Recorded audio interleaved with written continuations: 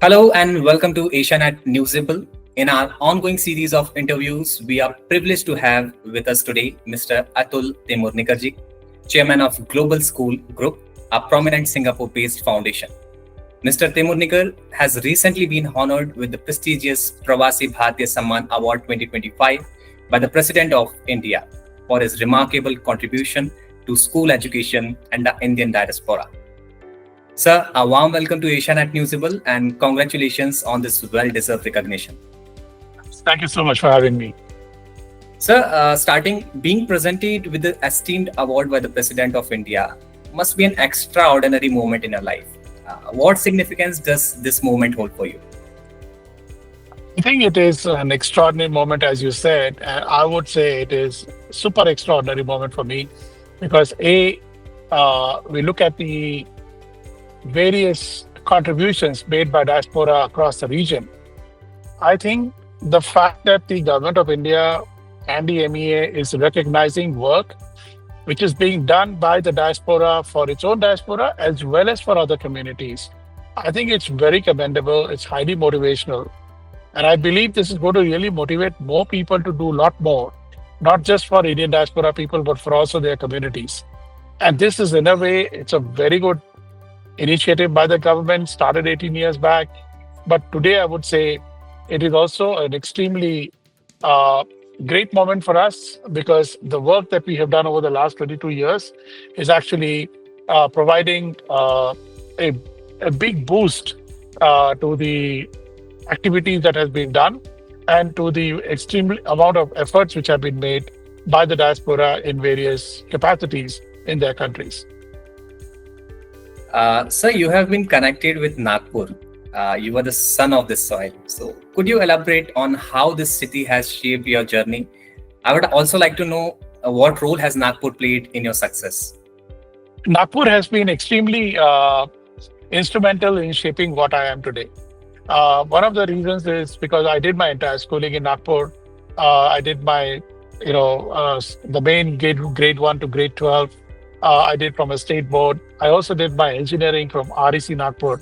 So in a way, it has been extremely instrumental in shaping my values, my thoughts, the way it has shaped my character, my personality. And I think that way it has helped me to carry forward responsibilities of different nature through my professional career, through my work that I have done through the foundation. And I think that is coming in very handy. And I would say that some of the examples I can give you is when we were studying mathematics in our school, our math teacher always used to say, if you want to solve a sum properly, don't apply shortcut. You do it properly, take your own time, but complete it and do it well. I think that's the same philosophy that we've applied to whatever we have done, which is never apply shortcuts, never apply, means which are not ethical, but apply things which are going to be deemed to be acceptable by everyone, and you automatically get the outcomes then. That's true, sir. So, coming to your journey, sir, can you share your journey and what inspired you to establish the Global School Group? And also, what are some challenges that you faced in your journey till now? I think the inspiration to me to think about education actually came from my father, who used to write textbooks on mining safety. And he used to write this for semi-literate people who used to be mostly prone to accidents and basically, injure themselves, or they were a bit complacent about safety and therefore they got injured in the process. So when he found this safety aspect being a major initiative, which is required to be done, he took no second thoughts about it, and he started writing books despite the fact that he was working in a public sector. And he reached out that message of safety to all the mining workers who were working from all over India. I think that sheer thought of creating education leading to safety and therefore saving lives, saving people from getting injured, inspired to really think about education in a larger perspective. And to be able to say that, look, if we have this education and we can build global citizens through the process of bringing in the best practices from the East and West, that really inspired me to really take up education as a profession. Although I didn't have any background in education, but I think the mere thought that education can shape lives be it at whatever demographic level, be it tribal level. I think that's the challenge that we took, and I think it has worked very well. So you called Singapore your home for the past 2 decades and more. So can you discuss any collaborative efforts with the government of Singapore that have been particularly impactful? Yeah, so I would go back to a moment where in 2006 we were hosting India's president, APJ Abdul Kalam. Oh. He came on a state visit, and I had a chance to sit with him, and I had a chance to really talk about what we were doing. And one of the things that he said, well, you know what? You guys are not doing anything for the poor people in the country. And I said, sir, there are no poor people in Singapore. But then he said, look around, find out, help the people who need help the people who do not have capital and means to be able to get that help. What has really inspired us is the fact that we started looking around. So we then engaged with several projects which were deemed to be for underprivileged children. And in Singapore, we have done a lot of projects. We funded creation of a special curriculum for the citizens of Singapore who were weak in education, who do not have the means to go to schools, or they were not attending schools regularly. We created a specially crafted curriculum with the help of one of the ministries. And this curriculum then applied to these children who were not part of the regular school system or had major challenges in attending regular schools. Similarly, we have done a lot of work during COVID. I think everybody put their foot forward to do at best what they can. And what we did was, because everything was in the lockdown, we reached out to all the members of parliaments and we said, hey, you know what? We don't know what to do. We can't get our houses. And there are a lot of people who need money. There are people whose daily wages was impacted. They did not have money. They did not have food. So we said, why don't we contribute something to you so that you can deploy that capital to provide food through the distribution channels that we have. So during COVID, we actually provided food and food vouchers to hundreds and thousands of people in Singapore. Similarly, we work with the local governments over there. And in many other countries, we work with governments in South Korea, in Singapore, in Japan, in UAE, in Saudi Arabia.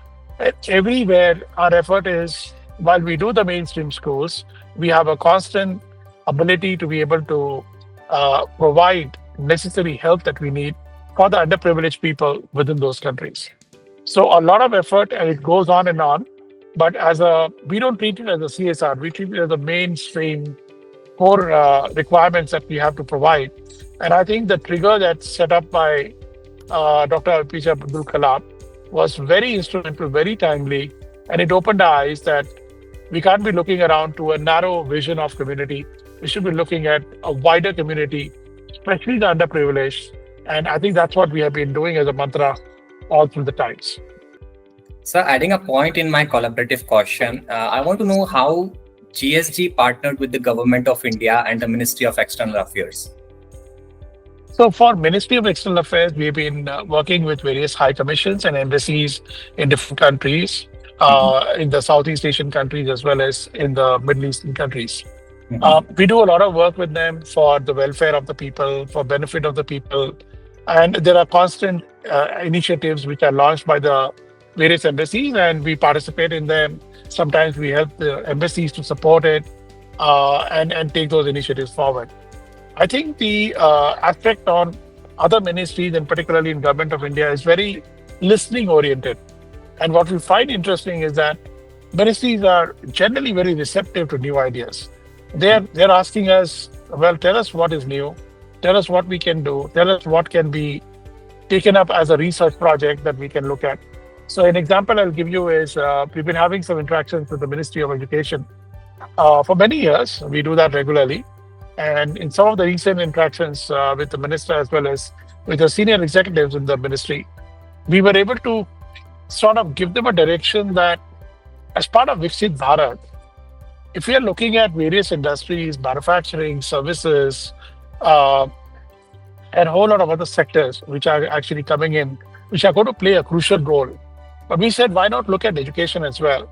We have the firepower of the Indian national curriculum, which can be internationalized as the British curriculum is, as the American curriculum is, and as IB curriculum is. And based on that, we can actually have a international version of an Indian curriculum, say CBSE International, and that can be taken forward to many countries and deployed in many countries. And I think that's a suggestion that we made a year back, has worked on very well. And I'm glad to hear from them that they've already decided to start studying it on a serious basis. And they're looking at all angles of feasibility and deployment and execution and to see how to take it forward. So, of course, formally and officially, they have the ways and means to actually do that study properly and come back. But I'm very excited that there's a lot of listening mode which is taking place at various department levels, and not just with Ministry of Education, but also at other department levels. Another example I'll give you is that in 2012, we mentioned to Niti Aayog, DIPP that time, and it was Mr. Amitabh Kant who was leading it. Mhm. And I had a chance so we actually put up a proposal to them saying, you know what, if you want us to do FDI in education, actually your current rules prohibit that. And they looked at that very constructively. And I incidentally met Mr. Amitabh Kant at the Pravasi Bharatiya conference. And I told him, sir, do you remember that you were very instrumental in allowing a new FDI scheme for education in 2013? And he said, yes, absolutely. We had a lot of resistance from some departments, but I remember we did that. That was a transformational moment because it allowed a lot of universities, schools, investments to come from overseas to be able to deploy it for infrastructure sector in education. And I think these are transformative policies that are coming forward. A lot more policies will be coming again. And we feel that this close interactions, engagement between the private sector and the various ministries, not just in India, but also in other countries, is very positive. It is very constructive. Take it forward. So coming forward, India is often described as land of untapped potential. From your perspective, how can the government, private sector, and NRI's collaboration the potential to unlock and drive India's next development phase forward? How can we go forward according to your plan, if you have anything? Well, I think I may want to specifically talk about education. And as I've said earlier, the opportunity. See, India has shown a very strong track record in technology. India has shown very strong track record in other services, fintech services and all that. India is now also building its muscle in manufacturing sector. But education, there are fragments of education initiatives that Indians have taken place across the world. And there are many, many Indians like me who are actually promoting the education in their countries. But I think if there is some sort of a larger plan that can be put forward, which will then take education to the level of what technology is today, over a period of 2 to 3 decades, I think then you will create a beautiful opportunity for taking services in education to overseas, to new destinations. And that, I think, is a great potential today to take education from India into overseas destinations and to be able to internationalize the components of Indian education that we have. So it's not very restrictive to an Indian audience. It will be open to any audience. You look at the example of what British curriculum has done. They have a national curriculum. And they also have an international curriculum. And international curriculum supports languages, supports social studies of the regions, and it's very agnostic to UK, either the language or the politics or the nation. Similarly, American has done the same way. So I think there is a good chance that Indian curriculum, which is extremely highly regarded in science and maths, is highly regarded in technology across the world, is going to be the next big export from India.